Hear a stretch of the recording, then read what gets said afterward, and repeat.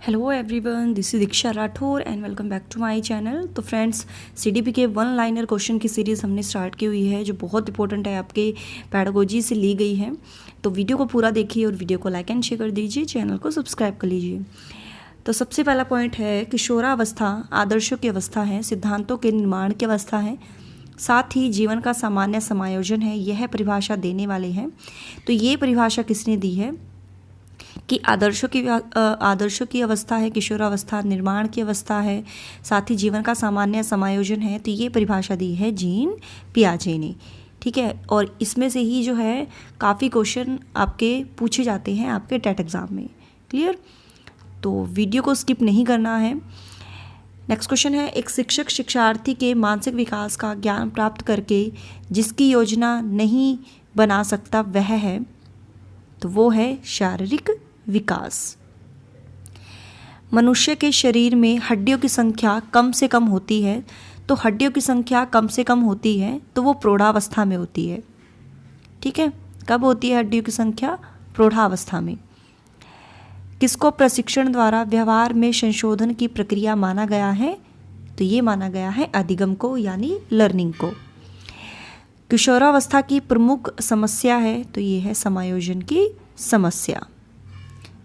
Okay, संवेदना ज्ञान की पहली सीढ़ी है, यह मानसिक विकास है। किशोरावस्था बड़े संघर्ष, तूफान और विरोध की अवस्था है, यह कथन है स्टेनले हॉल का।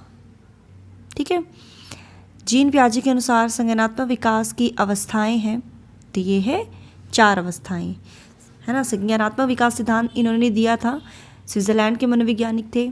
4 अवस्थाएं कौन कौन सी थी?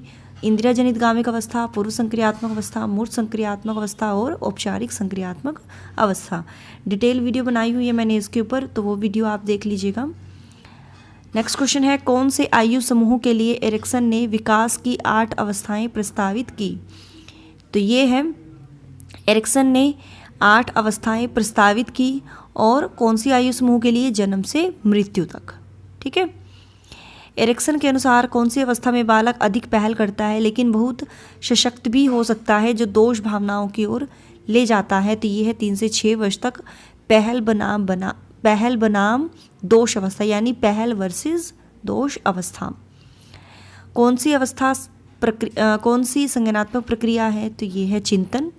ठीक है, मानसिक विकास को प्रभावित करने वाला कारक नहीं है, तो ये है धार्मिक वातावरण, जो मेंटल डेवलपमेंट को इफेक्ट नहीं करता। बालक के भाषा विकास में मुख्य योगदान वाली जो संस्था है, तो वो है परिवार। परिवार जो है पहली संस्था माना गया है जिसके द्वारा बच्चे का लैंग्वेज डेवलपमेंट होता है।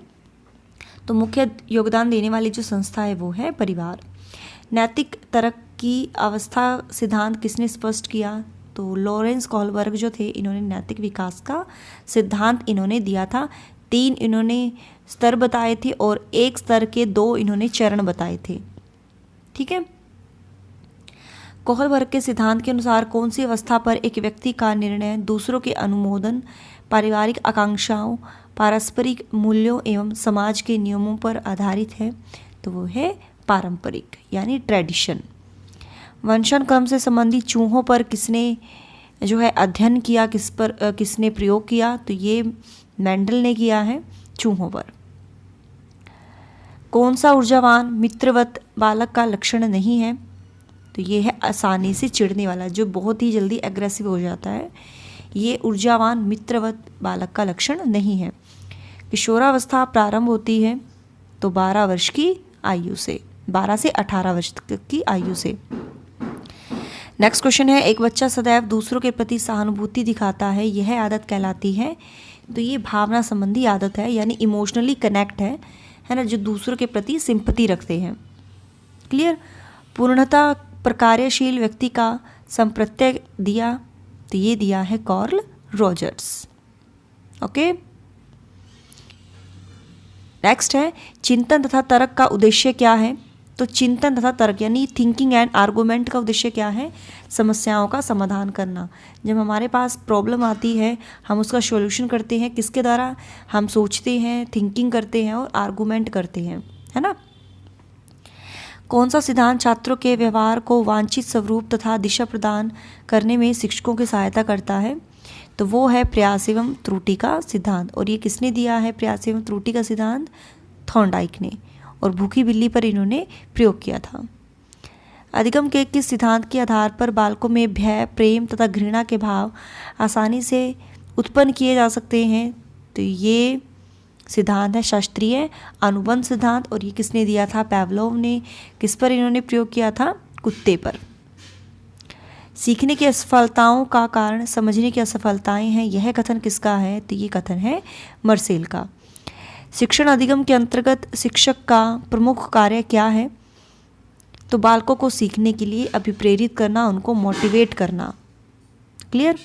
अंतर्दृष्टि अथवा सूझबूझ के द्वारा सीखने का सिद्धांत गेस्टाल्टवादी मनोवैज्ञानिकों की देन है। यह सिद्धांत किसके लिए सर्वाधिक उपयोगी है? तो ये है त्रिबुद्धि बालकों के लिए।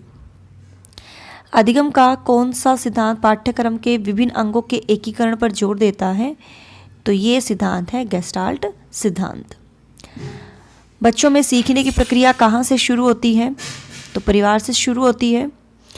किसी बालक में तर्क तथा समस्या समाधान की शक्ति का विकास कब होता है? तो 12 वर्ष में, है ना। यानी वो प्रॉब्लम को सोल्व कर लेता है, आर्गूमेंट करता है। किसी बालक की समस्याओं के विषय में पता लगाने के लिए कौन सी विधि मनोवैज्ञानिक विधि है? तो वो है परीक्षण विधि, या जिसको हम कहते हैं टेस्ट मेथड। अनुकरण द्वारा अधिगम का नियम किसके द्वारा प्रतिपादित किया गया? तो ये किया गया हिगार्टी द्वारा। सीखना विकास की प्रक्रिया है, यह कथन किसका है? तो ये है वुडवर्थ का। नेक्स्ट इज अंतर्दृष्टि द्वारा अधिगम का प्रतिपादन किया गया।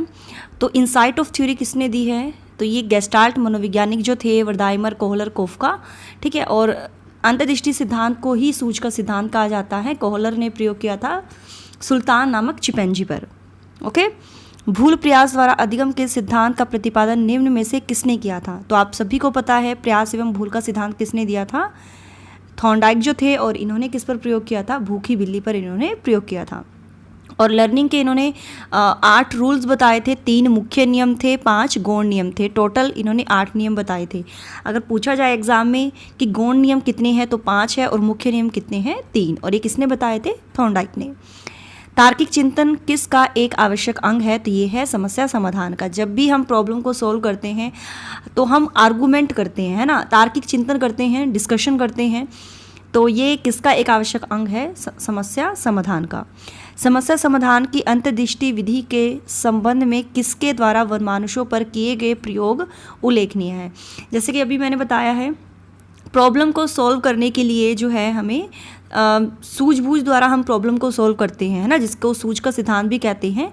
तो इसके संबंध में कोहलर ने वनमानुषों पर प्रयोग किए थे। और उसका नाम जो था वनमानुष का, वो था सुल्तान। ठीक है।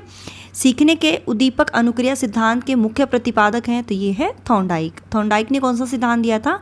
उद्दीपक अनुक्रिया का सिद्धांत। ठीक है। शिक्षा का अधिकार अधिनियम 2009 में एक अध्यापक के लिए न्यूनतम कार्य घंटे प्रति सप्ताह निर्धारित किए गए। तो ये निर्धारित किए गए 45 घंटे। रक्षा तंत्र बहुत सहायता करता है। तो किससे सहायता करता है? दबाव से निपटने में। क्लियर।